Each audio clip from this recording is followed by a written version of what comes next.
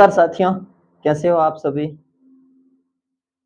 दीपावली के इस पावन और पवित्र त्योहार की आप सभी को ढेर सारी शुभकामनाएँ।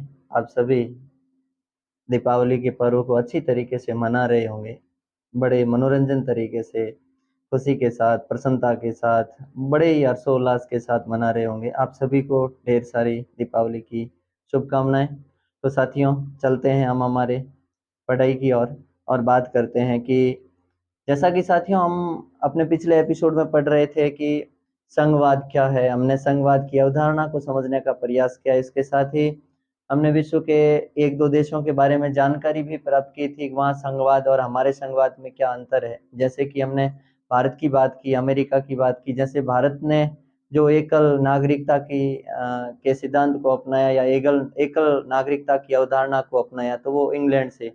वहीं हमने देखा कि संयुक्त राज्य अमेरिका संघवाद का प्रतिपादक तो है, लेकिन इसके साथ ही वहाँ दोहरी नागरिकता है। और दूसरी ओर हमने ये भी पढ़ा था किस प्रकार वेस्ट इंडीज के मतलब वेस्ट इंडीज एक पहले फेडरेशन एक यूनियन बनाया, उसने एक फेडरेशन बनाई थी अपनी खुद की संघ 1958 में, लेकिन आखिरकार वो अपनी एक यूनियन बना नहीं पाया था। उसकी यूनियन भी क्या हो गई धीरे-धीरे मतलब समाप्त हो गई, क्योंकि केंद्र की मजबूती थी नहीं उसके पास, जिसके कारण। और इसके साथ ही हमने ये भी पढ़ा था कि राज्यों की अपेक्षा केंद्र के साथ ज़्यादा शक्तियाँ हैं, किस प्रकार से है, कैसे हैं, इनके बारे में भी हमने पढ़ा। आज हम साथियों एक तो बात करेंगे आर्टिकल 257 की, ये भी कहीं न कहीं केंद्र सरकार को मजबूती प्रदान करता है।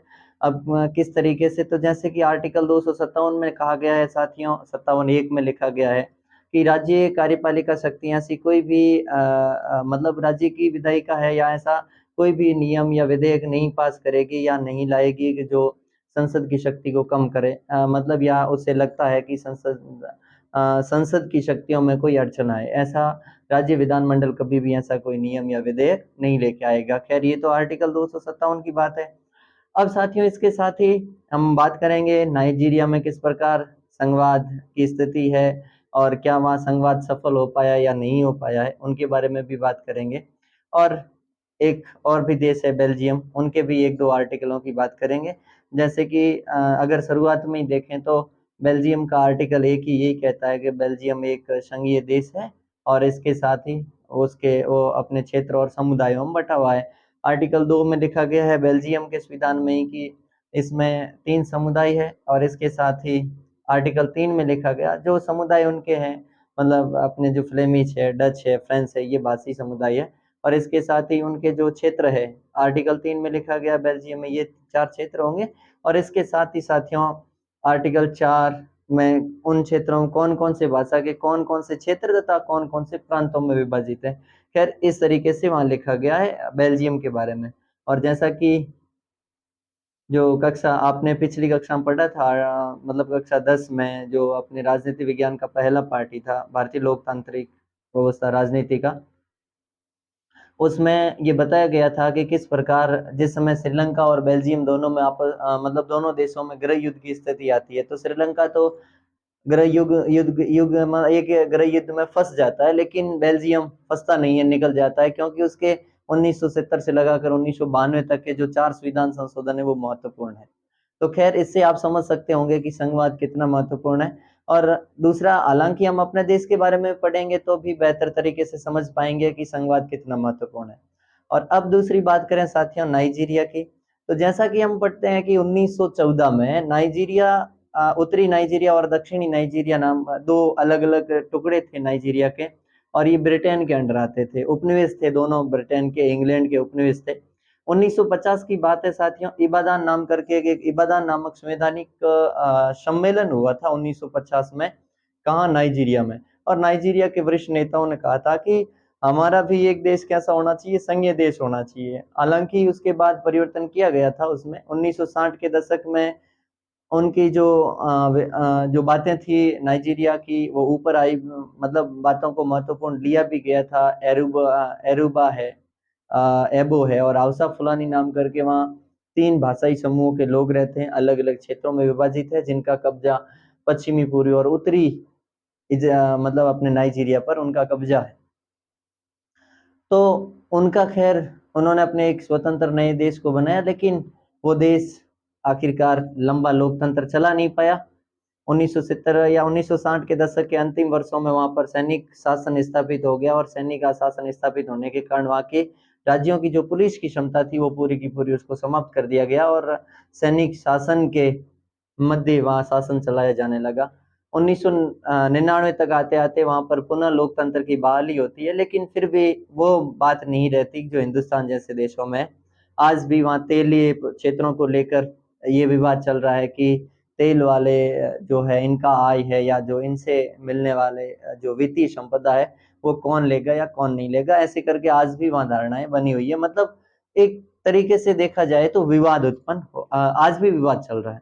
अब खैर साथियों, अब हम बात करते हैं अपने देश की, भारत की। अब भारत में है क्या स्थिति है संघीय शासन प्रणाली की, विवाद के कारण क्या है। जैसा कि साथियों हम पहले भी पढ़ते हैं कि हिंदुस्तान में सत्ता का विकेंद्रीकरण किया गया है, राज्यों में और केंद्र में केंद्र सरकार है, राज्य में राज्य सरकार है। लेकिन फिर भी शुरुआत में कल्पना की गई थी कि ठीक होगा, हालांकि ऐसा कुछ नहीं हुआ था, लेकिन विवाद होना तय है और हुआ भी है, आज भी हो रहा है। ऐसी कोई दिक्कत नहीं है कि आज विवाद समाप्त हो गए। जैसे कि पहली मतलब बच्ची है, वो बहुत बेहतर तरीके से उन्नी बता रही है कि हमने तो सोचा कि केंद्रों के मध्य ही लड़ाई हो रही है, लेकिन हमने तो सोचा कि मनुष्य ही आपस में लड़ते हैं, या तो केंद्र और राज्य भी आपस में लड़ रहे हैं, क्या वे शांति से रह ही नहीं पाते। तो खैर साथियों, हो सकता है कि शांति से नहीं रह पाते, लेकिन विवाद होना भी चाहिए, क्योंकि और दूसरा ये है कि विवाद होकर भी इतना यूं विशालतम रूप नहीं लेना चाहिए जिससे कि शुरुआत में कहा जाए तो कि कोई गृह युद्ध की स्थिति आ जाए।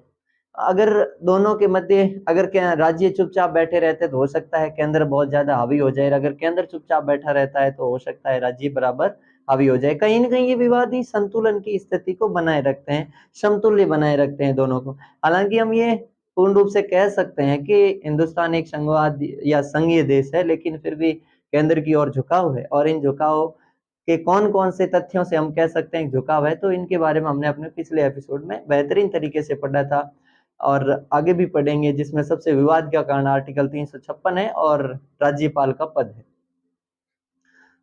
तो खैर साथियों, विवाद शुरुआत में लगा था कि राज्यों के साथ समझाइश के साथ बेहतर काम करेंगे, और बेहतर काम हुआ भी। और अगर फिर भी लेकिन विवाद हुआ, तो इन विवाद को समाप्त करने में हमारे देश की न्यायपालिका ने महत्वपूर्ण भूमिका निभाई है। और कहीं न कहीं इन देशों का जो, या इन राज्यों में और केंद्र के मध्य, या आपस में दो या दो से अधिक राज्यों के मध्य जो विवाद है, जिन्हें अंतर्राज्यीय विवाद कहते हैं, इन सब में भी न्यायपालिका ने ये कहते हुए अपनी भूमिका अदा की है, या अपना निर्णय सुनाया है कि शांति सद्भाव के साथ किया गया निर्णय वैचारिक निर्णय बेहतर निर्णय होगा। शांति से देश का विकास तभी होगा कि जब आपस में बैठकर बातचीत के जरिए किसी भी विवाद का क्या किया जाए, निपटारा किया जाए। तो ये तो साथियों अपनी बात है। अब हम पढ़ेंगे केंद्र और राज्यों के मध्य संबंध कैसे रहे हैं प्रारंभ से। जैसा कि साथियों आपको पता है कि 1947 में हमारा देश आजाद हुआ, और 1947 के बाद लगातार देश में राज्यों में बढ़ोतरी भी हुई है, तो कहीं घटे भी हैं। घटने की बात तो अगर करते हैं तो 2019 में जैसे 29 राज्य थे, जो ही जम्मू कश्मीर पुनर्गठन अधिनियम आया तो 29 के वापस 28 हो गए। इनके भी बारे में चर्चा करेंगे, कौन सा राज्य कब बना और कौन सी समस्याएं आई थी उनके बारे में भी। प्रारंभ में देश पंडित जवाहरलाल नेहरू के नेतृत्व में अपने सरकार चला रहा था, देश अपना कार्य कर रहा था, विदेश नीति का प्रभुत्व भी उनके साथ हाथ में ही था, नेतृत्व भी उनके हाथ में ही था। और यहाँ तक कि हिंदुस्तान में प्रारंभिक संघीय शासन की प्रणाली की जो नींव रखी गई वो भी नेहरू के द्वारा ही रखी गई। पंडित जवाहरलाल नेहरू कांग्रेस के नेतृत्व में देश के पहले प्रधानमंत्री बनते हैं, और सभी देश के सभी राज्यों को लगा कि नेहरू नम्रतावादी व्यक्ति है, उदारवादी मतलब कहने का मतलब है कि नम्र व्यक्ति है, हो सकता है राज्य और देश के मध्य अच्छे संबंध बना पाएंगे। और साथियों उनके विश्वास के तहत अच्छे संबंध नेहरू ने बनाए भी थे, और संबंध अच्छे भी थे। दिक्कत कहाँ आई? 1960 और 1970 1960 के दशक में नेहरू की मृत्यु होती है। भारत अन्य अपने प्रधानमंत्रियों को देखता है, जिसमें लाल बहादुर शास्त्री की मृत्यु भी हो जाती है 1960 के दशक में, और 1960 के दशक में ही एक नए प्रधानमंत्री, मतलब भारत की पहली महिला प्रधानमंत्री आती है, इंदिरा गांधी। और इंदिरा गांधी के शासनकाल से ही पहली बार धीरे धीरे राज्यों के मध्य अड़चन आने लगी। राज्यों को लग रहा था कि हमारी जो वित्तीय संपदाएं हैं वो भी केंद्र हमारी ओर झुकाव करके हमें देगा। लेकिन प्रारंभ में जो बातें राज्यों के द्वारा सोची गई थी उनमें कुछ कुछ बातों का अनुसरण या कुछ कुछ बातों को ठीक धरातल पर केंद्र सरकार उतार नहीं पाई, जिनके कारण राज्यों में आपसी विवाद और जो धीरे धीरे बढ़ता गया। और वही विवाद किस तरीके से बढ़ा, और उन्हीं के साथ इन्हीं विवादों को लेकर राज्य में स्वतंत्रता की मांग भी बढ़ने लगी। राज्य अपनी अपनी स्वतंत्रता की मांग करने लगे, यहाँ तक कि राज्य अब स्वतंत्रता की मांग की परिभाषा भिन्न भिन्न राज्यों की अलग थी, हम उनके बारे में भी पढ़ेंगे।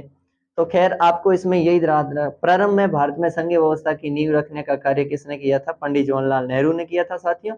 और इसके साथ ही प्रारंभ में स्थिति ठीक थी, लेकिन 1989 के बाद जैसा कि हम जानते हैं गठबंधन की सरकारें आने लगी, क्षेत्रीय दलों को या राज्य की राजनीतिक दल है उनको थोड़ी महारत हासिल हुई केंद्र में हस्तक्षेप करने की, और केंद्रीय दलों में क्षेत्रीय दलों का हस्तक्षेप धीरे धीरे या प्रभुत्व धीरे धीरे बढ़ने लगा, जिसके कारण धीरे धीरे संघीय शासन व्यवस्था हमारे देश में मजबूत हुई। क्योंकि इससे पहले केंद्र के जो राष्ट्रीय दल थे उनकी सरकार थी, जिसके कारण राज्य दल या स्थानीय दल या क्षेत्रीय दल केंद्र में हस्तक्षेप नहीं कर पाते, जिससे हो सकता है कि केंद्र कभी कभार राज्य की बातों को नकार भी देता, जैसा कि हम पढ़ते भी हैं और आगे पढ़ेंगे भी। देखिए बहुत सारा विवाद, बहुत सारा ऐसा या बहुत समय या बहुत बार ऐसा हुआ है कि जिसमें अपने जैसे आर्टिकल 356 का प्रयोग कर दिया गया। हम आर्टिकल 356 के बारे में डीपली में पढ़ेंगे, उस समय ये भी पढ़ेंगे कि आज तक कितनी बार प्रयोग हुआ है। जैसा कि 110 प्लस बार आर्टिकल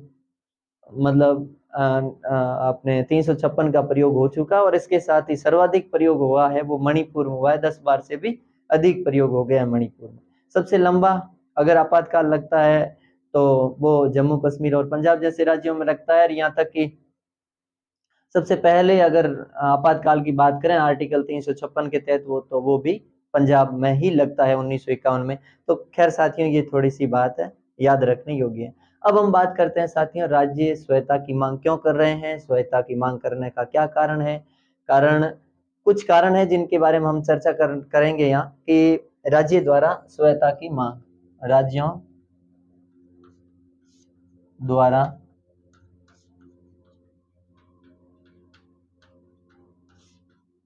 की मांग के कारण क्या कारण है। अब देखिए स्वायत्ता की अलग अलग लोगों ने अलग अलग परिभाषा दी है कि स्वतंत्रता की अलग अलग परिभाषा क्या हो सकती है। तो इनमें मांग के कारण है कि बहुत सारे राज्य चाहते हैं कि केंद्र की बजाय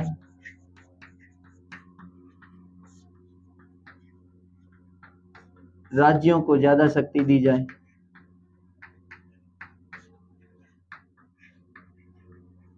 ज्यादा शक्ति को लेकर केंद्र की बजाय राज्यों को ज्यादा शक्तियां दी जाए, ये लिखो बेहतर रहेगा।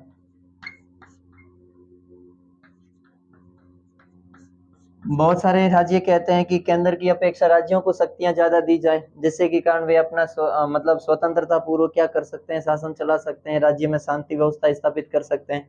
जैसे कि 1977 में पश्चिम बंगाल में ऐसा एक आंदोलन चला था, ऐसा एक प्रस्ताव भी पास हुआ था कि क्या किया जाए कि केंद्रों की बजाय किसको ज्यादा शक्तियां दी जाए, राज्यों को ज्यादा शक्तियां दी जाए। एक तो उदाहरण याद करना, उदाहरण के लिए 1977 में पश्चिम बंगाल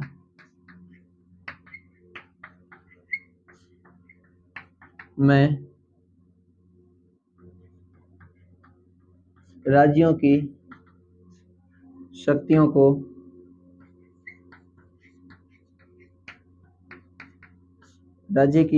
को बढ़ाने की बात की गई।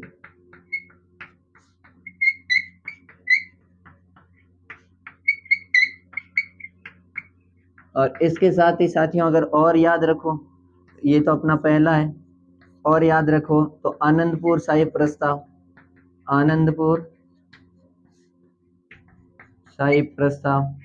या आनंदपुर प्रस्ताव के नाम से भी जाना जाता है, या आनंदपुर सम्मेलन के नाम से भी जाना जाता है। ये कब हुआ? 1973। कौन सा राज्य? पंजाब। पंजाब राज्य में भी यही बात रखी गई। यही बात मतलब कौन सी बात? कि भाई राज्यों को क्या दी जाए, शक्तियां ज्यादा दी जाए, स्वायत्ता ज्यादा दी जाए। एक तो ये है अपने केंद्र की बजाय राज्यों को ज्यादा शक्तियां देना, इस कारण भी स्वायत्ता की मांग की जा रही है। दूसरा कारण है कि वित्तीय शक्तियां दी जाए, वित्तीय शक्तियों को लेकर, जैसे कि सभी के ज्यादातर वित्तीय शक्तियां किसके पास है? केंद्र सरकार के पास है।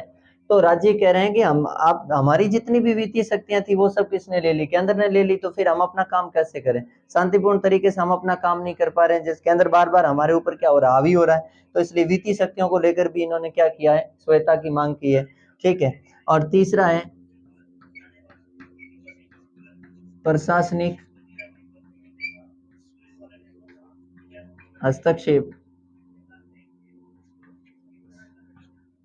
राज्यों ने कहा है कि केंद्र द्वारा क्या किया जाता है? बार बार प्रशासनिक हस्तक्षेप किया जाता है। जैसा कि साथियों हमने अपने पिछले एपिसोड में पढ़ा था कि केंद्र सरकार राज्य पर निगरानी प्रशासनिक अधिकारियों के माध्यम से भी रखती है। प्रत्येक जिले में कलेक्टर है, एसपी है वगैरह, ये आईपीएस आईएएस वगैरह सब किसके हैं? केंद्र सरकार के आदमी है, केंद्र सरकार के अधिकारी है। ये केंद्र सरकार के आदमी कहीं न कहीं राज्य सरकार के नियमों की, कानूनों की निगरानी करते हैं और अपनी रिपोर्ट किसे देते हैं? केंद्र सरकार को देते हैं।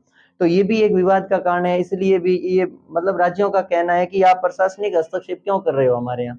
तो खैर उन्होंने ये भी इनकार किया है कि इन प्रशासनिक अधिकारियों का हस्तक्षेप भी हमारे यहाँ नहीं होना चाहिए। इसके कारण भी कहीं न कहीं राज्यों की स्वायत्ता की मांग बढ़ रही है। और इसके साथ ही अपनी जाति, अपनी भाषा व संस्कृति की सुरक्षा को लेकर, भाषा व संस्कृति की सुरक्षा को लेकर, सुरक्षा को लेकर अब देखिए, और चौथा क्या कारण है स्वायत्ता की मांग का? कि वे चाहते हैं कि बहुत सारे, जैसे कि हमने पढ़ा था, हमारे देश का पहला राज्य आंध्र प्रदेश दिसंबर 1953 में नया राज्य मतलब 1953 में बनता है। दिसंबर 1952 में घोषणा करनी पड़ती है तत्कालीन प्रधानमंत्री पंडित जवाहरलाल नेहरू को कि हम आंध्र प्रदेश नया राज्य बनाएंगे। और 1953 में भाषा के आधार पर आंध्र प्रदेश को पहला क्या बनाया गया? राज्य बनाया गया, मतलब भाषा के आधार पर।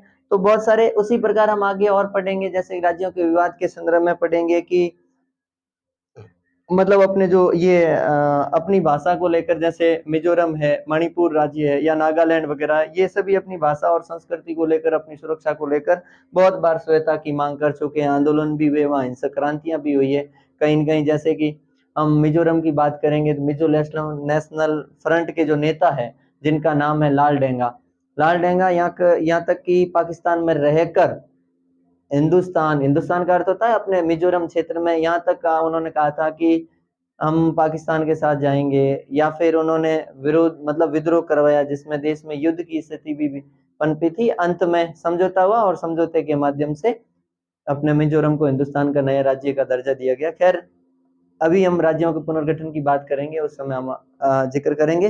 अगर कोई भाई स्क्रीनशॉट लेना चाहता है तो भी ले सकता है साथियों। अब हम बात करेंगे कि राज्यपाल की भूमिका तथा राष्ट्रपति शासन। अब जैसा कि हम देखते हैं कि हमारे देश में राज्यों के मध्य विवाद का क्या कारण है? तो विवाद का सबसे बड़ा कारण और सबसे मुद्दा है वो है राज्यपाल का पद। अब राज्यपाल का पद, जैसे कि हमने पहले देखा है कि राज्यपाल की नियुक्ति कौन करता है? राष्ट्रपति। और राज्यपाल राष्ट्रपति के पश्चात पर्यंत कहाँ रहता है? राज्य में, किसी भी राज्य में। और राज्यपाल के पास ही यही शक्ति है कि वो आर्टिकल 356 के तहत केंद्र सरकार को ये सूचना दे सकता है या राष्ट्रपति को सूचना दे सकता है कि राज्य में जो संवैधानिक तंत्र है वो विफल हो रहा है, वो ठीक तरीके से काम नहीं कर रहा है, जिसके कारण उसमें हम क्या कर सकते हैं कि किसी भी राज्य में क्या लगाया जा सकता है? आपातकाल लगाया जा सकता है। हालांकि ये आपातकाल बहुत बार भी लगाया गया, अभी हम बात करेंगे। तो राज्यपाल और राष्ट्रपति शासन, राष्ट्रपति शासन। देखिए साथियों, राज्य में राष्ट्रपति शासन की बात करें तो आर्टिकल 356 के जरिए लगाया जाता है राज्य में राष्ट्रपति शासन। और इसके साथ ही अगर वित्तीय आपातकाल की बात करें तो आर्टिकल 360 के तहत लगाया जाता है। और इसी के तहत ही अगर हम आंतरिक अशांति के जरिए, क्योंकि अभी हम मूल संविधान की बात ही कर रहे हैं कि अगर आंतरिक अशांति के आधार पर अगर या फिर राष्ट्रीय आपातकाल लगाना है देश में, जैसे कि 3 बातें लिखी गई है।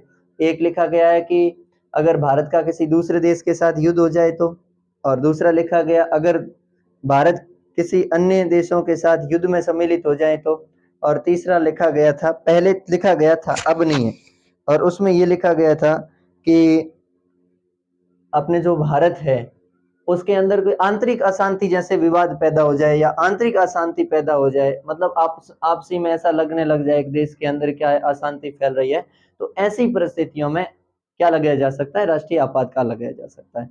तो खैर साथियों, इनके बारे में हम आज नहीं पढ़ेंगे। और खैर अगर आप बात कर ये थोड़ा ध्यान भी रखते हैं तो 44वें संविधान संशोधन में आंतरिक अशांति शब्द जैसे शब्दों को हटाकर इसकी जगह सशस्त्र विद्रोह जैसे शब्दों को जोड़ा गया है। ये भी थोड़ा ध्यान रखने योग्य बात है। लेकिन आज हम हमारी बात को यही सीमित रखेंगे कि आर्टिकल 356 राष्ट्रपति शासन राज्यों में, और इसके साथ ही एक हम पढ़ेंगे राज्यपाल के पद को। अब राज्यपाल का पद, जैसा कि हमने पता है, राज्यपाल की नियुक्ति कौन करता है? राज्यपाल की नियुक्ति राष्ट्रपति करता है, और राष्ट्रपति करता है। किसकी सहायता से करता है या किसके परामर्श से करता है? वो मंत्रिपरिषद की सलाह से करता है। तो राज्यपाल राष्ट्रपति के प्रसाद पर्यंत पद पर रहता है, राष्ट्रपति के प्रसाद पर्यंत पद पर रहता है। ठीक है। और इसके साथ ही साथियों, राज्यपाल राज्य में केंद्र का प्रतिनिधित्व करता है, केंद्र का प्रतिनिधित्व करता है। केंद्र का क्या करता है? प्रतिनिधित्व करता है। अब साथियों, ये सारा का सारा, अब बात यह है कि राज्यपाल राज्य में केंद्र का प्रतिनिधित्व करता है। बात यही है कि ये केंद्र का प्रतिनिधित्व करता है। अब देखिए, जब केंद्र में और राज्य में सरकारें समान पार्टी की हो तब तो इतनी कोई दिक्कत ही नहीं है। जैसे कि प्रारंभ में कांग्रेस की सरकारें थी, और प्रत्येक राज्य में और प्रत्येक केंद्र में भी कांग्रेस पार्टी और राज्य में भी कांग्रेस पार्टी।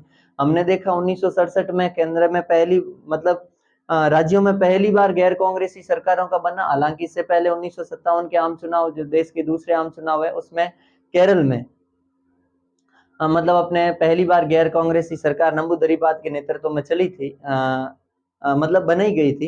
लेकिन फिर भी ज्यादातर राज्यों में कब 1967 के चुनावों में किसी में गठबंधन की सरकारें बनी या किसी में मतलब गैर कांग्रेसी सरकारें बनी। 7-8 राज्यों में गैर कांग्रेसी सरकारें बनी थी उस समय, 8 है या 9 राज्य हैं ऐसा करके, तो उसमें गैर कांग्रेसी सरकार बनी। तो इंदिरा गांधी ने राज्यपाल, क्योंकि राज्यपाल किसका था? कांग्रेस का था, और अगर कांग्रेस का राज्यपाल वहां है तो उन्होंने बिना बहुमत करवाई वहां पर क्या कर दिया गया, राष्ट्रपति शासन का प्रयोग कर लिया गया, जिसके कारण राज्यों के मध्य और केंद्र के मध्य राज्यपाल के पद को लेकर वहां से विवाद हो गया। और दूसरा, राज्यपाल की नियुक्ति कौन करता है? जैसे कि वही राष्ट्रपति करता है, इसके साथ ही मंत्रिपरिषद या प्रधानमंत्री की सलाह से करता है। तो यहाँ भी दिक्कत होती है, क्योंकि वो अपने दल के व्यक्ति को क्या कहाँ भेजते हैं, अपने राज्यपाल बनाकर भेजते हैं किसी भी राज्य में। और किसी भी विधेयक को पास कब माना जाता है? कि जब राज्यपाल उसके ऊपर क्या कर दे, हस्ताक्षर कर दे, तब वो विधेयक अधिनियम या कानून में पारित होता है या कानून बनता है। तो बहुत बार ऐसा हुआ, कभी विधेयक रोक लिया जाता है राज्यपाल के द्वारा, कभी क्या कर लिया जाता है, कभी राज्यपाल अपने पद का फायदा उठाते हुए मतलब विधानसभा भंग करने का आदेश दे दिया जाता है, मतलब आदेश दे देता है। कभी ये भी हो जाता है कि राज्यपाल मंत्रिपरिषद के कहने पर वहाँ राष्ट्रपति शासन की मांग भी कर लेता है, या राष्ट्रपति से कह देता है कि यहाँ कानून व्यवस्था ठीक तरीके से नहीं है, संवैधानिक तंत्र विफलता है, केंद्र द्वारा कोई भी अगर बात की गई या केंद्र के द्वारा जितने भी जो नियम है वो ठीक तरीके से लागू करने में राज्य सरकार असमर्थ है, तो बिना विश्वास मत हासिल करवाए या जो बिना अविश्वास प्रस्ताव पारित करवाए भी वो कभी कभार क्या कर सकता है, मतलब क्या करता है कि आर्टिकल 356 के तहत राष्ट्रपति शासन कर सकता है, मतलब लगवा सकता है। और ऐसा हुआ भी है, एक बार नहीं बहुत बार भी हुआ है। एक तो ये है, और इसे सुधारने के लिए साथियों एक दो आयोग बैठाए गए थे। एक तो मतलब महत्वपूर्ण है, वो आयोग है अपने 1983 में बैठाया गया था, जिनका नाम था सरकारिया आयोग। कौन सा आयोग था साथियों? सरकारिया आयोग। सरकारिया आयोग ने केंद्र और राज्यों के मध्य जो राज्यपाल के पद को लेकर जो विवाद था, उस विवाद को समाप्त करने की क्या की गई, मतलब इस विवाद को कम करने की या इस विवाद की समाप्ति की बात की गई सरकारिया आयोग ने। सरकारिया आयोग मतलब पूर्व सर्वोच्च न्यायालय के न्यायाधीश रहे हैं रणजीत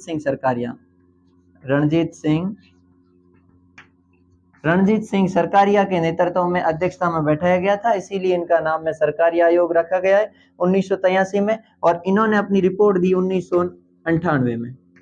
1998 में क्या पेश की इन्होंने? अपनी रिपोर्ट पेश की, मतलब अपनी सिफारिश दी, प्रतिवेदन दिया। रिपोर्ट का मतलब यहाँ होता है प्रतिवेदन।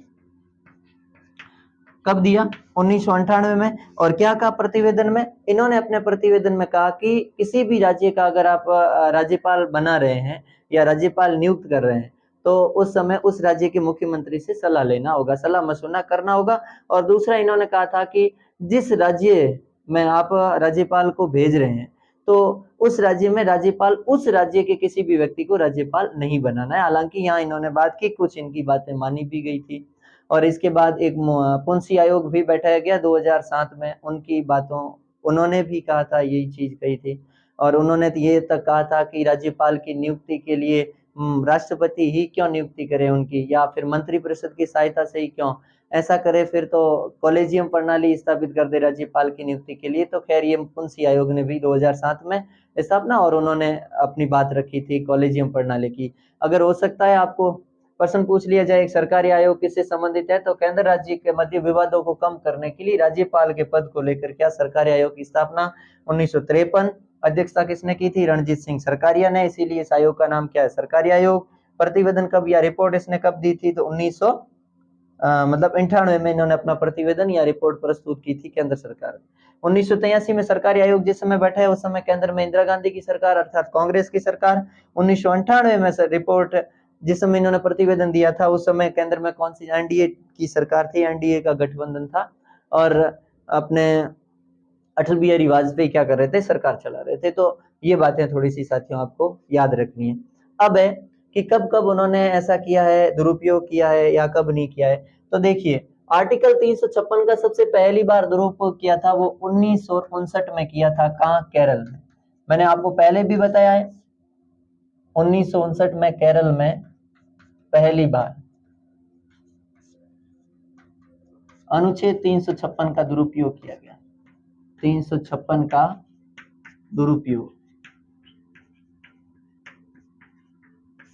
दुरुपयोग किया गया। और जैसा कि आर्टिकल 356 संविधान में लाया गया था उस समय भी बहुत सारे विवाद हुए थे। तत्कालीन मतलब या देश के पहले कानून मंत्री या विधि मंत्री डॉक्टर बी.आर. अम्बेडकर साहब ने ये कहा था कि ये आर्टिकल 356 मृतप्राय है, कभी कभी वापस मतलब लाया जा सकता है इसे, बाकी इसकी कोई वैल्यू नहीं है। लेकिन 1956 में डॉक्टर अम्बेडकर साहब तो चले गए थे। 1970 के दशक में जबरदस्त इनका प्रयोग हुआ, तो उस समय भारतीय संविधान सभा के मतलब माफ कीजिए जो भारतीय संसद के किसी सदस्य ने कहा था कि अम्बेडकर तो चले गए हैं, अर्थात अम्बेडकर की मृत्यु हो गई है, लेकिन उनके द्वारा जो कहा गया सब था कि आर्टिकल 356 मृतप्राय है। तो स्वयं मृत्यु तो उनकी तो मृत्यु हो गई है, लेकिन ये क्या हो गया? जीवित हो गया आर्टिकल 356, क्योंकि लगभग 50 से ज्यादा बार इंदिरा गांधी ने आर्टिकल 356 का प्रयोग किया था, 50 से ज्यादा बार। और यहाँ तक कि वर्तमान में मोदी सरकार है, तो मोदी सरकार भी इस मामले में पीछे नहीं है। उन्होंने भी आर्टिकल 356 का बहुत बेहतरीन तरीके से प्रयोग किया है। लमसम 15-16 बार इन्होंने भी आर्टिकल 356 का प्रयोग कर लिया है। अगर कुल मिलाकर देखें तो 130 प्लस बार आर्टिकल 356 का प्रयोग किया गया है 2017 में। पूर्वोत्तर के राज्यों में वर्तमान मोदी सरकार या तत्कालीन मोदी सरकार के द्वारा आर्टिकल 356 का प्रयोग किया गया। और वे राज्य केंद्र सरकार मतलब अपने न्यायालय में पहुंचे और न्यायपालिका ने उनके पक्ष में निर्णय सुनाते हुए केंद्र सरकार को फटकार लगाई कि आप किसी को भी बिना मतलब किसी भी देश की किसी भी राज्य की सरकार को भंग नहीं कर सकते आर्टिकल 356 के तहत, अगर वो राज्य सरकार ठीक अपने कानून चलाने में सक्षम है तो। जैसा कि एसआर बोमई विवाद आया था 1994 में और न्यायपालिका ने ये भी कहा था, ये भी केंद्र राज्य के संबंधों को लेकर ये एसआर बोमई विवाद, कर्नाटक राज्य एसआर बोमई बनाम कर्नाटक राज्य नाम करके विवाद था ये। 1994 में इन पर फैसला देते हुए सुप्रीम कोर्ट ने कहा था कि किसी भी व्यक्ति को मतलब बिना तरीके से इस तरीके से उनमें आर्टिकल 356 का प्रयोग करते हुए वहां की व्यवस्थापिका या वहां की कार्यपालिका या वहां की सरकार को भंग नहीं किया जा सकता। और उन्होंने ये भी कहा था कि अगर किसी भी केंद्र सरकार के आर्टिकल 356 के प्रयोग करने के बाद न्यायालय को ये जांच करने की छूट है या न्यायालय ये जांच कर सकता है कि इनको ठीक वैध तरीके से भंग की गई है इनकी सरकार को या अवैध तरीके से, तो इनका निर्णय भी कौन सुना सकता है? न्यायपालिका सुना सकती है। न्यायपालिका के पास ये क्या है? अधिकार है। तो खैर ये तो आर्टिकल 356 और राज्यपाल के पद को लेकर है। तो विशेष बात यही है कि पहली बार केरल में उन 356 का दुरुपयोग किया गया। उसके बाद सर्वाधिक इंदिरा गांधी के शासनकाल में हुआ। मोरारजी देसाई ने भी बहुत बार प्रयोग किया है, अटल बिहारी वाजपेयी जी ने भी बहुत बार प्रयोग किया है। खैर ये सारे के सारे बातें हैं। तो ये है साथियों अपने राज्यपाल और राष्ट्रपति का शासन। हर एक बात साथियों लिखी नहीं जाती, लेकिन फिर भी आपको जो महत्वपूर्ण चीज है, जो तथ्य है, वो आप स्वयं भी लिख सकते हैं, ऐसी कोई दिक्कत नहीं है। मतलब कि मैं जो बोलता हूँ वो आप अपनी कॉपी में लिखिए, बार बार जितनी ज्यादा लिखोगे तो उतना ही बेहतर क्या होगा, याद होगा और आपकी मेमोरी लंबे समय तक काम करेगी। तो साथियों ये है अपना राज्यपाल और राष्ट्रपति शासन। तो एक बार देख लीजिए वापस, राज्यपाल की नियुक्ति राष्ट्रपति करता है। और एक आपको प्रश्न पूछा जा सकता है कि वर्तमान में केंद्र राज्य के संबंधों में विवाद या खटास का क्या कौन सा पद है? तो वो है राज्यपाल का। और कौन सा अनुच्छेद है? तो वो अनुच्छेद है 356, जिसके तहत है राष्ट्रपति शासन की बात की गई है। और इसके साथ ही राज्यपाल राज्य में केंद्र का प्रतिनिधित्व करता है। और फिर सरकारी आयोग 1983 में सरकारिया रणजीत सिंह सरकारिया के नेतृत्व में, किसकी सरकार? इंदिरा गांधी की। और 1998 में प्रतिवेदन दिया किसने? सरकारी आयोग ने अपना क्या दिया प्रतिवेदन में? कहा उस राज्य का व्यक्ति कोई भी राज्यपाल नहीं बनेगा जिस राज्य का मतलब जैसे कि राजस्थान का जैसे राज्यपाल अभी वर्तमान में कलराज मिश्र है, तो कलराज मिश्र जी यहाँ के राजस्थान के नागरिक मतलब राजस्थान के निवासी नहीं है। उसी के साथ ही इससे पहले थे कल्याण सिंह, तो कल्याण सिंह भी राजस्थान के नहीं थे। तो खैर यही सरकारी आयोग ने कहा था। और ऐसा उन्होंने इसलिए कहा था क्योंकि अब जैसे कि हम कल्पना करें कि कोई अगर हमारे गांव का व्यक्ति एक तो सरपंच हो और मतलब जिसे हम चुनाव से जीताते हैं, और दूसरा हमारे गांव का ही व्यक्ति हो जिसे सरकार नियुक्त करके भेजती है, तो हो सकता है कि दो धड़ों में गुट अलग अलग गुट बन जाए हमारी ग्राम पंचायत में भी। तो जिसके कारण कुछ लोग सरपंच की बात माने, कुछ लोग दूसरे व्यक्ति की बात माने, अर्थात कुछ राज्य के मुख्यमंत्री की बात माने और कुछ राज्यपाल की बात माने। तो इससे क्या हो सकता है कि गुट बन सकते हैं। तो इन दिक्कतों से बचने के लिए या इन विवादों से बचने के लिए कहा गया है कि अगर किसी भी या कोई भी राज्य है तो राज्यपाल बनाते समय ये ध्यान रखा जाए कि वो व्यक्ति उस राज्य का सदस्य या उस राज्य का निवासी नहीं होना चाहिए।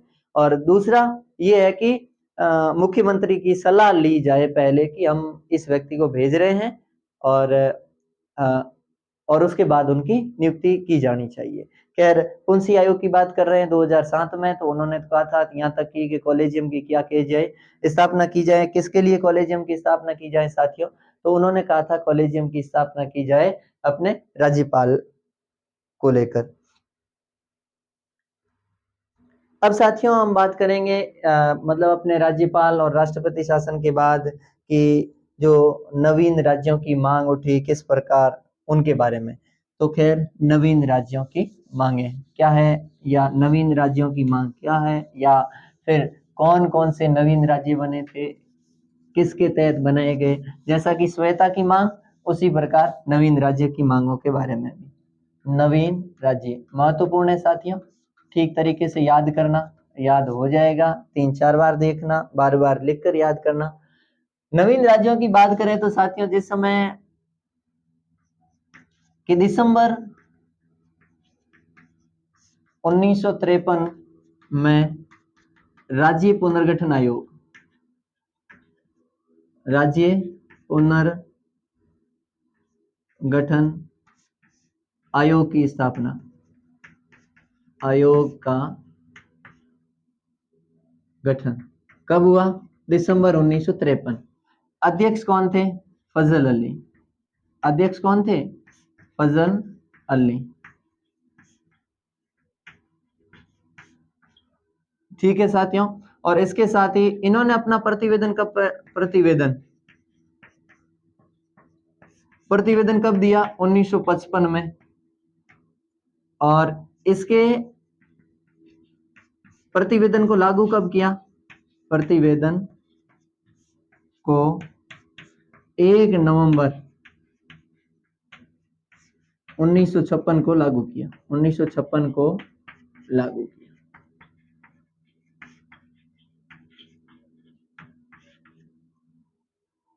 एक बार थोड़ा पीछे चलते हैं साथियों, जैसे कि दिसंबर 1920 का नागपुर अधिवेशन कांग्रेस का, और नागपुर अधिवेशन में कांग्रेस के अध्यक्ष ने और यहाँ तक कि महात्मा गांधी जी ने भी कहा था कि हम जो ही अपना देश आजाद हो जाएगा, अंग्रेज हमें आजाद कर देंगे, तो उसके बाद हम भाषा के आधार पर राज्यों का क्या करेंगे? गठन। लेकिन 1947 तक आते आते स्थितियां विषम परिस्थितियों में चली गई थी, जिसके कारण तत्कालीन जो नेता थे पंडित जवाहरलाल नेहरू, सरदार वल्लभ भाई पटेल, पट्टाभी सीतारमैया, इन सभी ने क्या कर दिया? मना कर दिया। इन्होंने कहा कि नहीं, राज्यों के भाषा के आधार पर राज्य नहीं बनाएंगे। 1948 1949 में आयोग बैठाया गया, जैसे जेवीपी कमेटी बैठाई गई, एसके धर आयोग बैठाया गया। उन्होंने भी मना किया, भाषा के आधार पर राज्य नहीं बनाना चाहिए। और इसके साथ ही जैसे कि पोटी श्री रामुलु, आप सबने सुना होगा, आंध्र प्रदेश 1953 में नया भाषा के आधार पर बनने वाला पहला राज्य। उन्होंने कहा था कि आंध्र प्रदेश को अलग भाषा के आधार पर राज्य बनाना ही चाहिए। पहले सरकार उनकी ओर ध्यान नहीं दिया। पोटी श्री रामुलु ने क्या कर दिया? मतलब अनशन करके बैठ गए, आमरण अनशन। और 56 दिन के अनशन के बाद उनकी क्या हो गई? दिसंबर 1952 में उनकी मृत्यु हो गई। और ज्यों ही उनकी मृत्यु हुई तो तत्कालीन प्रधानमंत्री को ये घोषणा करनी पड़ी कि भाषा के आधार पर बनने वाला देश का पहला राज्य कौन सा होगा? आंध्र प्रदेश होगा। और 1953 में आंध्र प्रदेश का क्या कर दिया गया साथियों? गठन। अब ज्यों ही आंध्र प्रदेश को गठन किया गया, जैसे कि मैंने पहले भी बताया कि अगर हमारी कोई भी मांग है, सरकार हमारी एक मांग मान लेती है, तो फिर हमारे मन में आता है कि हम और सरकार से विरोध करेंगे, या सरकार का बहिष्कार करेंगे, या सरकार के खिलाफ प्रदर्शन करेंगे, हड़तालें करेंगे। सरकार हो सकता है हमारी दूसरी भी बातें माने। तो इसी प्रकार यही हुआ कंडीशन, जैसा कि सोचा था सरकार ने, वैसा का वैसा हुआ। पहले तो सरकार बहुत मजबूत रही, लेकिन जो ही मृत्यु हुई तो उसके बाद सरकार को झुकना पड़ा। बहुत सारे देश के भिन्न भिन्न जगहों पर, अलग अलग क्षेत्रों पर क्या होना शुरू हो गया? भाषा के आधार पर राज्यों को बनाने की मांग उठने लगी। मांग पुरजोर तरीके से उठने लगी। एक क्षेत्र में नहीं, पूर्वोत्तर क्षेत्रों में अलग, पश्चिम में, दक्षिण में, मतलब हर एक क्षेत्र में अलग अलग मांग उठने लगी थी। और यहाँ तक कि भाषा को लेकर वो विवाद पहले से ही चल रहा था। तो फिर सरकार ने आश्वासन दिया कि हम भाषा के आधार पर राज्य बनाएं या नहीं बनाएं, इसके लिए हम ये क्या कर रहे हैं कि हम एक आयोग बैठाते हैं, और उस आयोग की जो सिफारिशें होगी उनके आधार पर हम भाषा के आधार, अगर वो आयोग जो सिफारिशें देगा उनके, या जो प्रतिवेदन देगा, वो जो अपनी रिपोर्ट पेश करेगा, उनके आधार पर हम राज्यों के लिए बात करेंगे। किसके आधार पर? तो उसी समय भाषा के आधार पर राज्य बनाने हैं नहीं बनाने हैं, इसको लेकर दिसंबर 1953 में राज्य पुनर्गठन आयोग बैठाया गया, जिसके अध्यक्ष कौन है? फजल अली। इसलिए इस आयोग को फजल अली आयोग भी कहते हैं। 1955 में इन्होंने अपना प्रतिवेदन दिया था, और इसके प्रतिवेदन को 1 नवंबर 1956 को क्या कर दिया गया? लागू कर दिया गया। 1 नवंबर 1956 को देश में, इस दिन देश में 14 राज्य व 6 केंद्र शासित प्रदेश, 6 केंद्र शासित प्रदेश बनाए गए,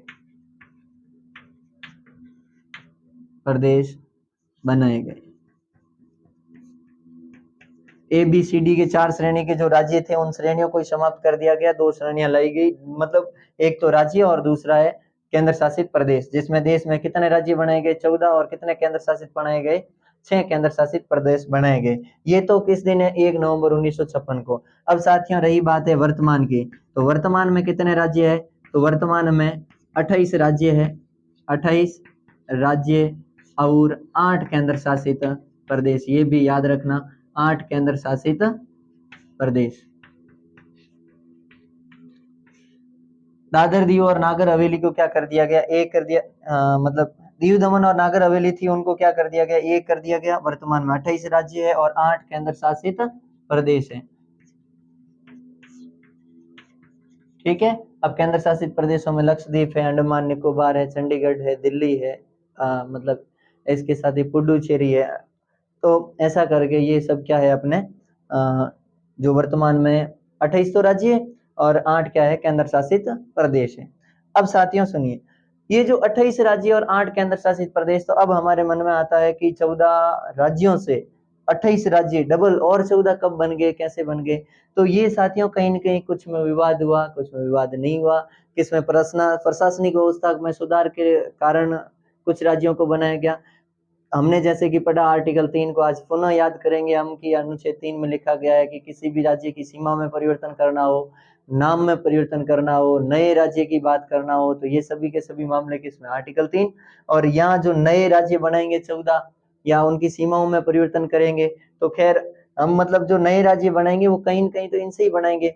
एक साथ ही याद रखना, पूर्वोत्तर का जो सप्त भगिनियों के नाम से जाने वाला पूर्वोत्तर के जो 7 राज्य हैं, उनमें से 1956 में केवल और केवल एक राज्य महत्वपूर्ण था, लगभग एक ही राज्य था पूरे पूर्वोत्तर क्षेत्र में, वो था कौन सा, असम था। फिर बाद में असम के टुकड़े हुए, नागालैंड बना 1963 में। खैर अब कौन कौन से राज्य कब कब बने, तो ये थोड़ा सा ध्यान रखें, थोड़ा देख लेना कि अब देखिए साथियों, जो ही 1 नवंबर 1956 को क्या बनाया गया, 14 राज्य बनाए गए। तो उनके बाद और मांग उठी कि नए राज्य बनाए जाए, जैसे कि बंबई राज्य से 1960 में 2 राज्य बनाए। कितने राज्य, किसके आधार पर, भाषा के आधार पर। पहला कौन सा बनाया, गुजरात। कौन सी भाषा, गुजराती।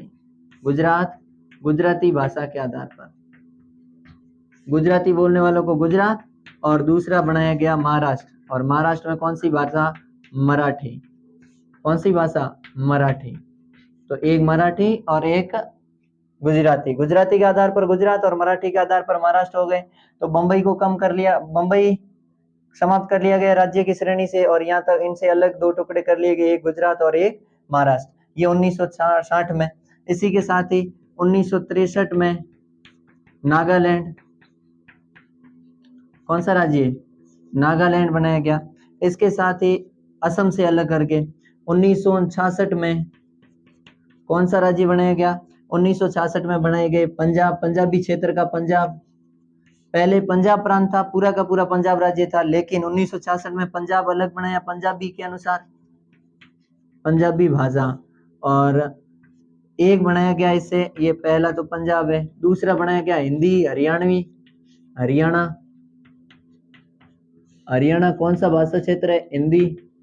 और इसके साथ ही हिमाचल प्रदेश के क्षेत्र को भी अलग किया गया, लेकिन पूर्ण स्वायत्ता नहीं दी गई। 1971 में, कुछ किताबों में लिखा है 1966, जैसे कि 12वीं की एनसीईआरटी में लिखा है 1966 में हिमाचल प्रदेश को भी अलग से राज्य का दर्जा दिया गया, लेकिन पूर्ण राज्य का दर्जा कुछ किताबों में लिखा है 1971 में हिमाचल प्रदेश, हिमाचल प्रदेश। बाकी 12वीं की एनसीईआरटी में लिखा गया है वो 1966 ही लिखा गया है हिमाचल प्रदेश के भी बारे में। तो देखिए साथियों, बंबई 1960 में 2 टुकड़े, गुजरात और महाराष्ट्र भाषा के आधार पर। फिर 1963 में नागालैंड असम से अलग करके बनाया गया। 1966 में जो पंजाबी के आधार पर हरियाणा हिंदी भाषा के आधार पर बनाया गया। 1971 में हिमाचल प्रदेश बनाया गया। इसके साथ ही 1972 में 3 राज्य बनाए गए, जिन्हें आप त्रिमेम के नाम से याद कर सकते हो, जिसमें त्रिपुरा है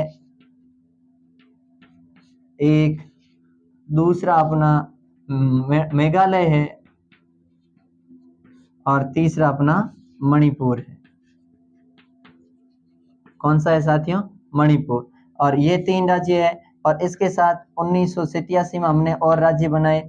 1987 में राज्य बनाए, एक अरुणाचल प्रदेश, अरुणाचल, ठीक है, और दूसरा बनाया था, वो बनाया था अपने मिजोरम। और देखिए साथियों, ये जो मिजोरम है, मिजोरम राज्य में एक राजनीतिक गठबंधन मतलब दल बना था, जिनका नाम है मिजो नेशनल फ्रंट, उनके नेता थे लाल डेंगा। उन्होंने विरोध किया था कि हम भारत में नहीं मिलेंगे, क्योंकि अंग्रेजों का भी हमारे ऊपर क्या नहीं था, मतलब उपनिवेश नहीं था, तो हम भारत में क्यों सम्मिलित हो।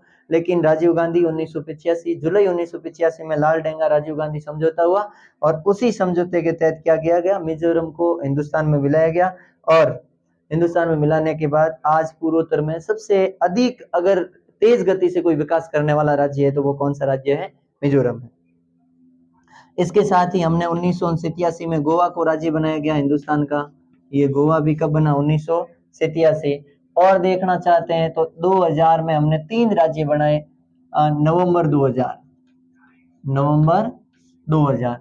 अब ये जो राज्य बनाए गए नवंबर 2000 में, इनको हमने बनाया था प्रशासनिक सुविधाओं के आधार पर, जिसमें से एक तो था एमपी, मतलब मध्य प्रदेश से अलग करके नया बनाया, वो कौन सा बनाया, छत्तीसगढ़। एमपी से कौन सा बना, छत्तीसगढ़, ठीक है। और एक अपना बनाया था यूपी से, ये यूपी से कौन सा बनाया था, उत्तराखंड।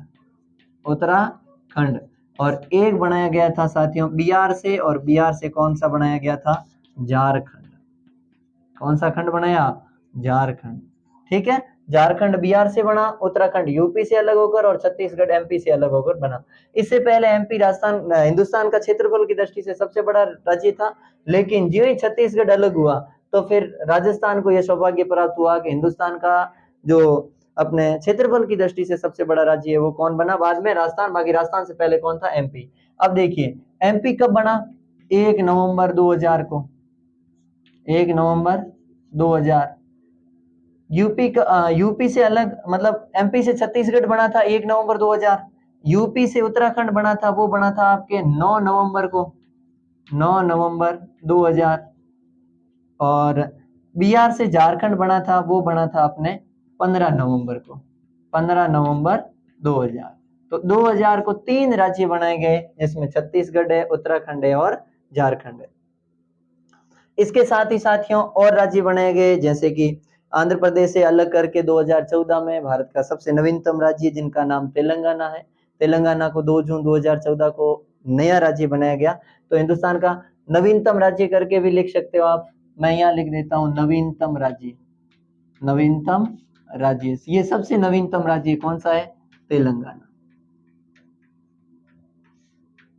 अब एक और, इसकी स्थापना कब हुई साथियों, 2 जून 2014, 2 जून 2014। 2 जून 2014 को कौन से राज्य की स्थापना होती है, तेलंगाना। और किससे अलग होकर बनता है, आंध्र प्रदेश से अलग होकर राज्य बनता है, वो तेलंगाना बनता है। अब साथियों के एक हमारे मन में आता है, क्या राज्य बनने के बाद राज्य को केंद्र शासित प्रदेश में परिवर्तन किया जा सकता है, या ऐसा नहीं है। बिल्कुल साथियों, राज्य बनने के बाद भी संसद के पास ये अधिकार है कि वो उसे केंद्र शासित प्रदेश में परिवर्तन कर सकती है, किसी भी केंद्र शासित प्रदेश को वापस राज्य में परिवर्तन कर सकती है। तो ये शक्तियां किसके पास होती है, संसद के पास। जैसा कि हम जानते हैं कि अगस्त 2019 में राज्य पुनर्गठन अधिनियम लाया गया, जम्मू कश्मीर राज्य पुनर्गठन अधिनियम लाया गया। जम्मू कश्मीर देश का एक राज्य था, लेकिन उस राज्य का दर्जा समाप्त कर दिया गया और उसके 2 टुकड़े करके 2 केंद्र शासित प्रदेश लद्दाख और जम्मू कश्मीर में विभाजित किया गया। और जो कब से लागू हो रहा था, वो अपने 31 अक्टूबर 2019 से वो लागू हुआ, या वो फैसला है वो अधिनियम प्रभावी हुआ। तो ये भी साथियों थोड़ा बहुत क्या करना है, आपको याद करना है कि कौन कौन से राज्य है, कौन से राज्य को कब बनाया गया और कब दर्जा दिया गया। ये थोड़े महत्वपूर्ण चीजें, हो सकता है 1 नंबर का सवाल बन जाए, हो सकता है नवीनतम राज्यों के प्रति टिप्पणी लिखने को भी पूछ ले, 2 नंबर का भी बन सकता है, बड़ा भी बन सकता है। और कंपटीशन की दृष्टि से या प्रतियोगी परीक्षाओं की दृष्टि से भी ये चीजें बहुत महत्वपूर्ण है। गुजरात इसका तो अपने नवीनतम राज्य तेलंगाना का तो बहुत बार पूछा है। जम्मू कश्मीर हाल ही का लेटेस्ट मुद्दा है, हो सकता है अगली आने वाली परीक्षाओं में कोई न कोई पूछ लिया जाए। तो खैर साथियों, ये थोड़ा सा आपको क्या करनी है, चीजें याद करनी। इससे पहले साथियों, जैसे कि हमने पिछली बार जो ये बातें कही थी, जैसे पंजाब की बात है जिसमें आनंदपुर साहिब प्रस्ताव है, या उसी प्रकार जो मिजोरम की बात की थी, मिजो नेशनल फ्रंट, उसी प्रकार ये नागा जनजाति नागालैंड के लोग हैं, उसमें भी अंगू जो एक फिजो नाम करके चाफमी फिजो नाम करके नागालैंड के व्यक्ति है, वे भी भारत सरकार का विरोध कर रहे थे, वे भी चाह रहे थे हम भी भारत में नहीं मिलेंगे, और नागालैंड को तो यहाँ तक कि एक स्वतंत्र राज्य की दृष्टि से घोषित भी कर दिया था, लेकिन फिर भी हिंदुस्तान की सरकार ने नागालैंड को अपने अंडर में ले लिया था। और यहाँ तक हम ये भी देखते हैं कि 1975 में अपना एक नया राज्य सिक्किम भी अपना राज्य बन जाता है। तो 1975 कौन सा राज्य? सिक्किम, ये भी याद रखना है। सिक्किम हिंदुस्तान का पहला 35वां संविधान संशोधन के तहत संरक्षित राज्य बना, और 36वें संविधान संशोधन के तहत क्या हो गया? देश का एक पूर्ण राज्य का दर्जा प्राप्त कर लिया था सिक्किम ने इंदिरा गांधी की सरकार के समय। तो ये है राज्यों के बारे में कि राज्यों के गठन किस प्रकार हुए और किस प्रकार नहीं हुए। अगर कोई भी भाई स्क्रीनशॉट लेना चाहता है तो ले सकता है। और अब हम साथियों बात करेंगे अंतर्राज्यीय विवाद की। और अंतर्राज्यीय विवाद की बात मतलब कि इतने दिन हमने पहले पार्ट में पढ़ा था, मतलब पूर्व के पाठों में पढ़ा था कि केंद्र और राज्यों के मध्य विवाद है। तो अब राज्यों के मध्य भी विवाद होते हैं। अब राज्यों के मध्य विवाद कितने प्रकार के होते हैं? 2 प्रकार से हो सकते हैं। एक तो सीमा विवाद है और एक जल को लेकर विवाद है।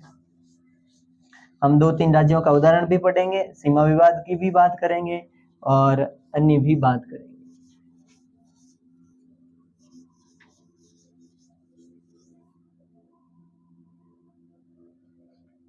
अंतर्राज्यीय विवाद, कौन से विवाद? अंतर्राज्यीय विवाद। और अंतर्राज्यीय विवाद के कारण, ठीक है, अंतर्राज्यीय विवाद का मतलब क्या होता है कि राज्यों, 2 या 2 से अधिक, यानी मतलब राज्यों के मध्य आपसी विवाद को ही क्या कहा जाता है? अंतर्राज्यीय विवाद कहा जाता है। राज्यों के अंदर आपस में विवाद। अब कारण कितने हैं? 2। पहला है सीमा, सीमा को लेकर, मतलब राज्य की सीमा को लेकर, ठीक है साथियों। और दूसरा है, वो कारण है आपके जल को लेकर, जल को लेकर, पानी को लेकर। अब देखिए, जो पहला कारण है वो है सीमा को लेकर।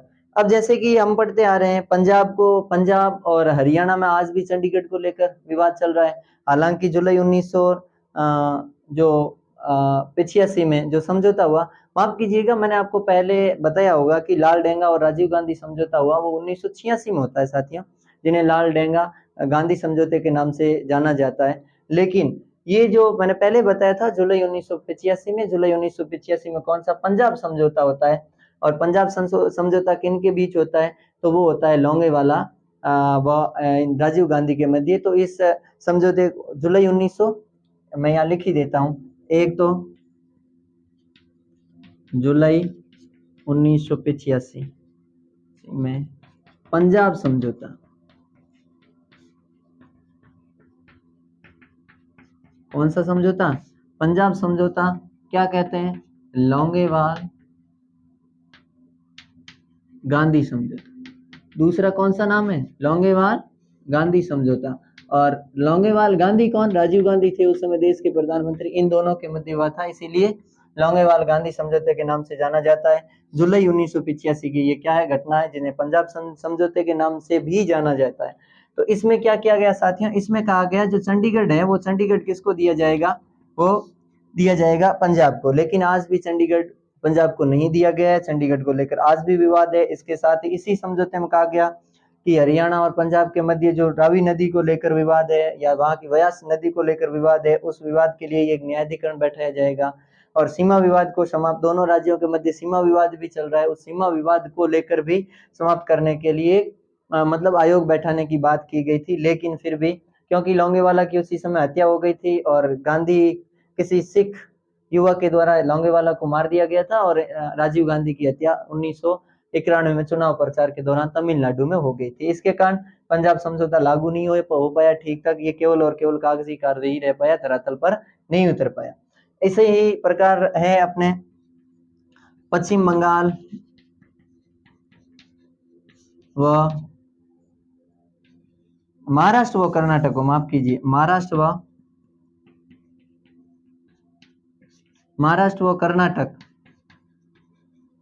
कर्नाटक को लेकर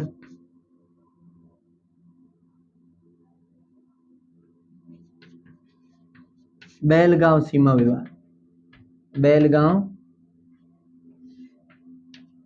सीमा विवाद। महाराष्ट्र और कर्नाटक में आपस में कौन सा विवाद चल रहा है? बेलगांव को लेकर सीमा विवाद चल रहा है। तो ये तो है सीमा विवाद के उदाहरण। मतलब किसी भी क्षेत्र और सीमा विवाद, या तो सीमा विवाद कब उत्पन्न होता है कि जब दो राज्यों की अंतिम सीमा पर होती है, तो अलग अलग उन राज्यों पर या अंतिम छोर पर रहने वाले गांव है या जिले हैं, उनमें अलग अलग भाषाएं बोली जाती है या भाषाओं का मिश्रण होता है। तो उस समय बातें हावी ज्यादा हो जाती है, तो वे कहते हैं कि ये हमारा क्षेत्र है या यह हमारा है। तो ये सीमा को लेकर तो ये पहला विवाद तो ये है। तो ये आपको दोनों याद रखना है, महाराष्ट्र व कर्नाटक को लेकर सीमा विवाद है बेलगांव को लेकर। और वहीं जुलाई 1985 में 85 में पंजाब में जो समझौता हुआ, लोंगेवाल गांधी समझौता, वो उसे लेकर मतलब उन्होंने कहा था चंडीगढ़ है वो किसको सौंप दिया जाएगा, पंजाब को सौंप दिया जाएगा। हालांकि ये विवाद आज भी बना हुआ है। अब है जल विवाद। तो ये तो है साथियों अपना सीमा विवाद ये। अब जल विवाद की बात करें तो जल विवाद में दो विवाद आज मतलब है विवाद बहुत सारे, लेकिन हम दो, एक तो कावेरी जल विवाद की बात करेंगे, कावेरी जल विवाद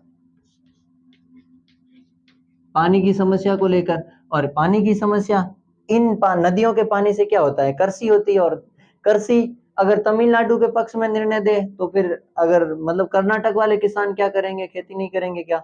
और अगर कर्नाटक के पक्ष में फैसला सुनाए तो फिर यहाँ दिक्कत क्या है कि जो कावेरी नदी चल रही है दक्षिण के मतलब जो सबसे क्षेत्र लास्ट क्षेत्र है दक्षिण का तमिलनाडु, कर्नाटक से कम तमिलनाडु जब तक ये नदी जाती है तब तक इस नदी के पानी का वेग धीरे धीरे क्या हो जाता है, कम हो जाता है।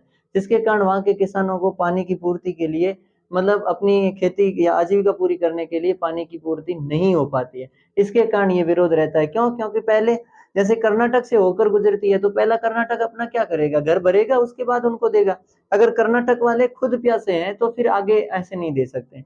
तो फिर कहने का मतलब है इन दोनों राज्यों के मध्य भी विवाद है जिसे कावेरी जल विवाद कहते हैं। कौन से राज्य है कावेरी जल विवाद में? तो कर्नाटक व तमिलनाडु। ठीक है, तमिलनाडु, कर्नाटक और तमिलनाडु में कावेरी जल विवाद है। उसी प्रकार नर्मदा जल विवाद, नर्मदा जल विवाद, नर्मदा जल विवाद भी आज भी चल रहा है, गुजरात और महाराष्ट्र को लेकर है ये भी नर्मदा जल विवाद। तो ये थोड़ा सा आपको क्या करना है, याद करना है कि कावेरी जल विवाद कर्नाटक और तमिलनाडु में, और नर्मदा जल विवाद है गुजरात और महाराष्ट्र जैसे राज्यों में, या फिर कुछ अपने कर्नाटक के क्षेत्र में भी आते हैं। और इसके साथ ही बेलगांव विवाद लेकर है, वो महाराष्ट्र और कर्नाटक दो राज्यों को लेकर है। तो अंतरराज्यीय विवाद के कारण कितने हैं? दो। एक तो सीमाओं को लेकर कारण है और दूसरा जल को लेकर विवाद के कारण है। ये है साथियों।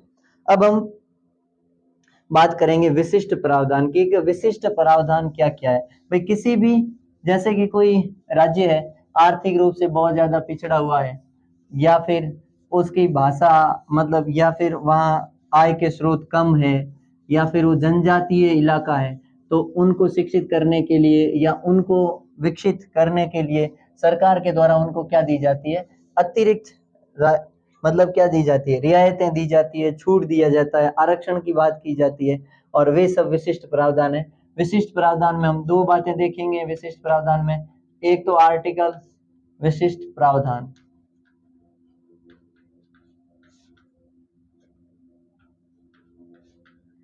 विशिष्ट प्रावधान एक तो अनुच्छेद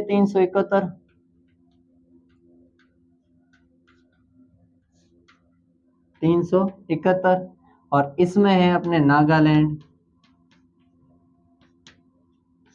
असम, मणिपुर आदि राज्य,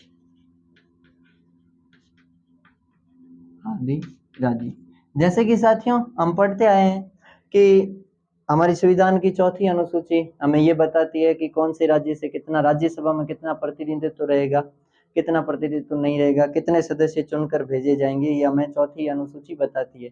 जैसे कि कुल 12 अनुसूचियां हैं, 12 में से चौथी अनुसूची हमें इनके बारे में बताती है कि कौन से राज्य से जनसंख्या के आधार पर कितने राज्यसभा में सदस्यों को भेजा जाएगा। तो ये बात तो ये करती है। वहीं अनुसूची 6 हमें क्या कहती है कि जो पूर्वोत्तर के राज्य हैं उन राज्यों में विशेष प्रावधान की व्यवस्था करेगा, कौन केंद्र करेगा। तो ये विशेष प्रावधान आर्टिकल 371 के तहत है। ये अनुच्छेद 371 अस्थायी अनुच्छेद है। तो ये एक तो ये याद रखना है आपको, ठीक है, विशिष्ट प्रावधान वाला, कि भाई इनकी शिक्षा को लेकर है, इनकी संस्कृति को लेकर है, इनके मतलब इनके विकास को लेकर है, अलग अलग अतिरिक्त क्या किया जाएगा, या इनको अतिरिक्त फायदा पहुंचाया जाएगा आरक्षण के माध्यम से पहुंचाओ या किसी भी तरीके से पहुंचाओ।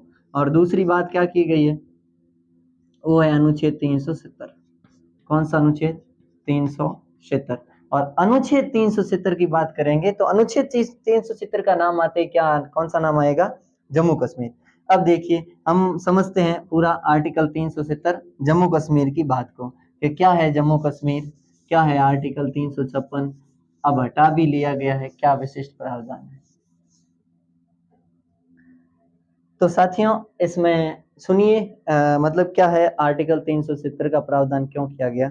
जैसा कि साथियों हम सब जानते हैं कि 14 अगस्त 1947 को पाकिस्तान एक अलग देश बना और 15 अगस्त 1947 को भारत आजाद हुआ, मतलब भारत एक अलग देश बना।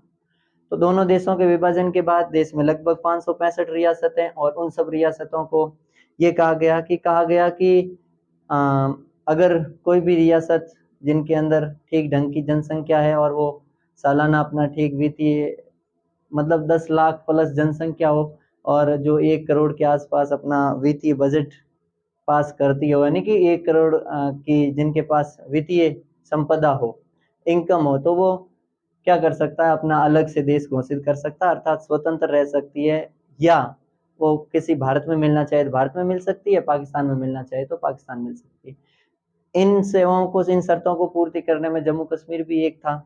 जम्मू कश्मीर ने प्रारंभ में स्वतंत्र रहने की बात की, लेकिन जम्मू कश्मीर के तत्कालीन महाराजा हरि सिंह क्या थे, अपने हिंदू थे, और बाकी वाली वहाँ की जनसंख्या अमूमन ज्यादातर वो कौन थी, मुस्लिम।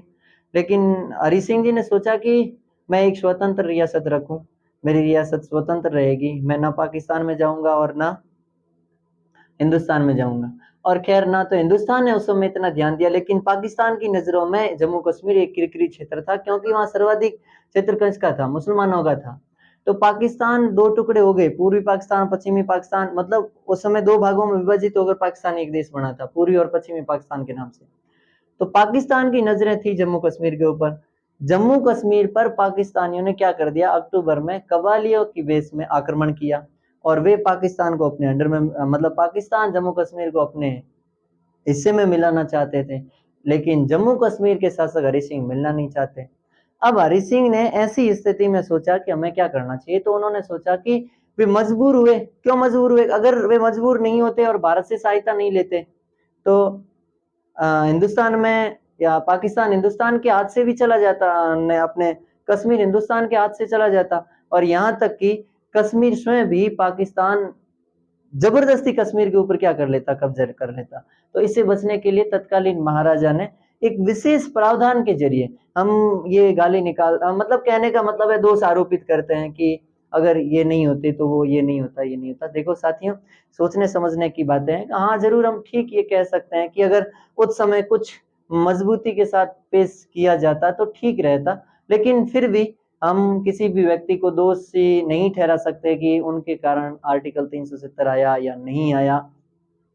ये सब काल कल्पित बातें हैं, इन बातों की ओर ध्यान नहीं देना चाहिए, क्योंकि किसी भी समय की परिस्थिति भी देखनी चाहिए कि हम जैसे कोई हमारे सामने अगर कोई खड़ा भवन खड़ा है तो उसे तैयार करना हमारे लिए इतना ही मतलब संघर्षता का काम नहीं होगा, कठिनाई का काम नहीं होगा, बल्कि किसी भी भवन को नींव के साथ खड़ा करना हमारे लिए कठिनाई का काम है।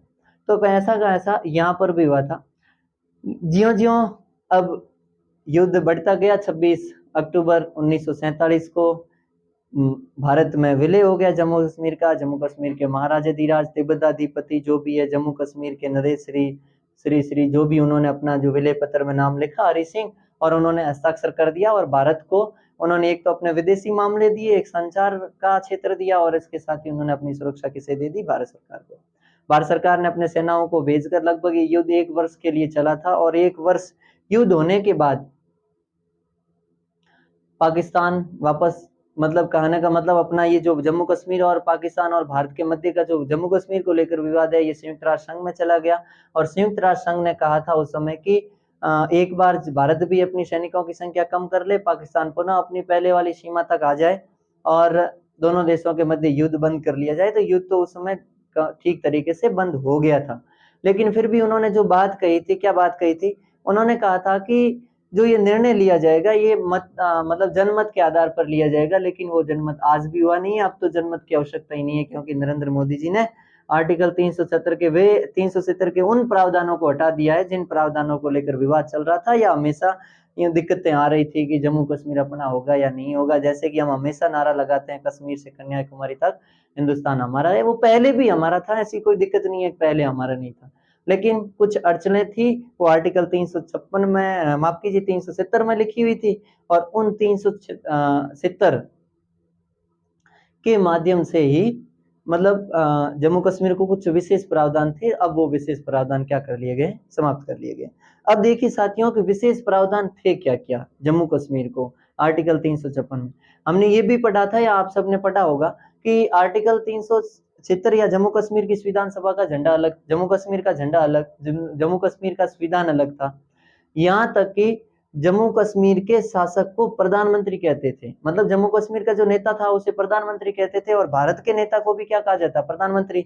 1965 में इसमें संशोधन किया गया और जम्मू कश्मीर में प्रधानमंत्री पद को समाप्त करके क्या बनाया गया? मुख्यमंत्री बनाया गया। ये बात भी 1965 की है।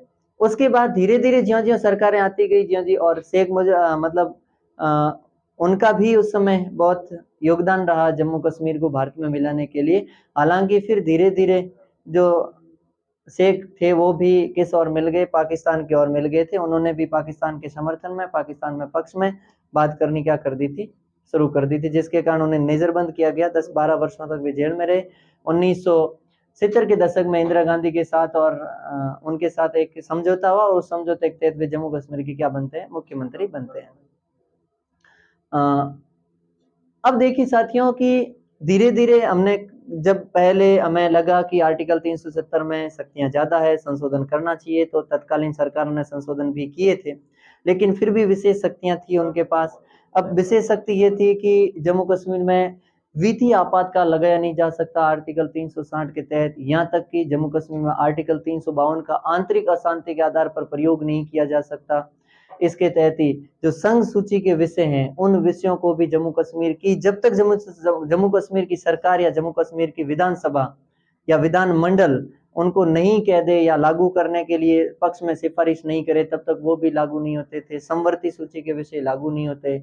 और इसके साथ अब देखिए साथियों की जो संविधान वेता थे, संविधान निर्माता थे, संविधान बनाने वाले, वे बहुत महत्वपूर्ण थे। क्यों महत्वपूर्ण थे? उन्होंने कहा था कि आर्टिकल 370 अस्थायी है, इसे कभी भी बदला जा सकता है। और उन्होंने यहाँ तक कहा था आर्टिकल 356 का प्रयोग जम्मू कश्मीर में भी किया जा सकता है, और जिसके तहत ही तो जम्मू कश्मीर में आर्टिकल 356 का प्रयोग किया गया, और उसके तहत ही जम्मू कश्मीर में क्या हटाया गया? मतलब जो धारा 370 के अनुच्छेद 370 और 35A के जो महत्वपूर्ण प्रावधान थे, उन प्रावधानों को क्या किया गया? सीमित किया गया। ये जम्मू कश्मीर में क्या थे? मतलब उनको विशेष दर्जा था। लेकिन इस विशेष दर्जे को समाप्त कब किया गया? जैसा कि हमने पहले बात की है, अगस्त 2019 में देश के तत्कालीन या वर्तमान गृह मंत्री कह दे तो भी वही है, अमित शाह जी के द्वारा एक विधेयक पेश किया गया, जम्मू कश्मीर पुनर्गठन अधिनियम या विधेयक।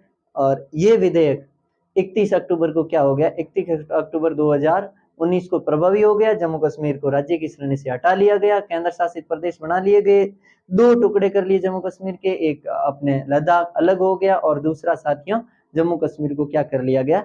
अलग कर लिया गया। और उसके बाद जम्मू कश्मीर का भी वही तिरंगा है जो हिंदुस्तान का झंडा है, और जम्मू कश्मीर का भी वही संविधान है जो भारत का संविधान है। जम्मू कश्मीर पहले भी हिंदुस्तान का अभिन्न अंग था और आज भी हिंदुस्तान का अभिन्न अंग है। तो चलिए साथियों, आज के एपिसोड में इतनी ही बात। अगली बात बहुत ही जल्द करेंगे, आपसे बहुत ही जल्द मिलेंगे। मुझे भी बहुत खुशी होती है आपसे बात करने को लेकर, प्रत्यक्ष तो नहीं लेकिन परोक्ष रूप से, क्योंकि ऑनलाइन का ही जमाना है, तो कुछ न कुछ इस ऑफलाइन नहीं तो ऑनलाइन के जरिए ही प्रयास हमेशा करता रहूंगा कि जिस प्रकार ऑफलाइन के जरिए पढ़ाया जाए उसी प्रकार ही ऑनलाइन के जरिए भी मैं आपको पढ़ाने का प्रयास करूं। तो नमस्कार साथियों, खुश रहे, मस्त रहे, गुनगुनाते रहिए। धन्यवाद।